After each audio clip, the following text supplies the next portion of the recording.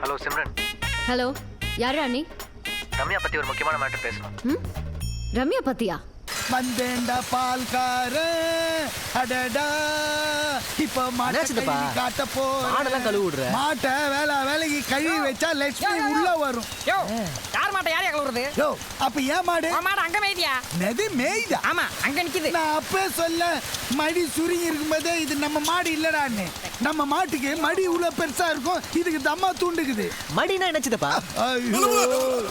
அப்போ நீ ரம்யாவை சின்சியரா லவ் பண்றேன்னு சொல்ற. ரம்யா உன்னை பத்தி சொல்லிருக்கா, ஸ்கூல்ல நடந்த மேட்டர். ஆமா சிம்ரன், பெரிய விஷயம். சின்ன வயசுல இருந்து ஒரே பொண்ணை லவ் பண்ற. ஃபர்ஸ்ட் நான் ரம்யா லவ் பண்ணனா, அவன் என்னை விட்டு போயிட்டான். அதுக்கப்புறம் அதித்தி லவ் பண்ணனா, அவளும் என்னை விட்டு போயிட்டான். திருப்பி நான் ரம்யாவை பார்த்தேன்னா, அதான பார்த்தேன். பசங்களோட குட்டு நெஞ்சு சும்மா இருக்காதே. இனிமேல் என் லைஃப் ஒய்ஃப் எல்லாம் ரம்யா தான். ஒரு ஹிந்திக்கார பொண்ணு, ஒரு தமிழ்கார பொண்ணு, வேற வேற ஃப்ளேவர்ல தான் லவ் பண்ணிருக்கேன். ஆமா, ரெண்டு பேருக்கும் என்ன டிஃபரன்ஸ்?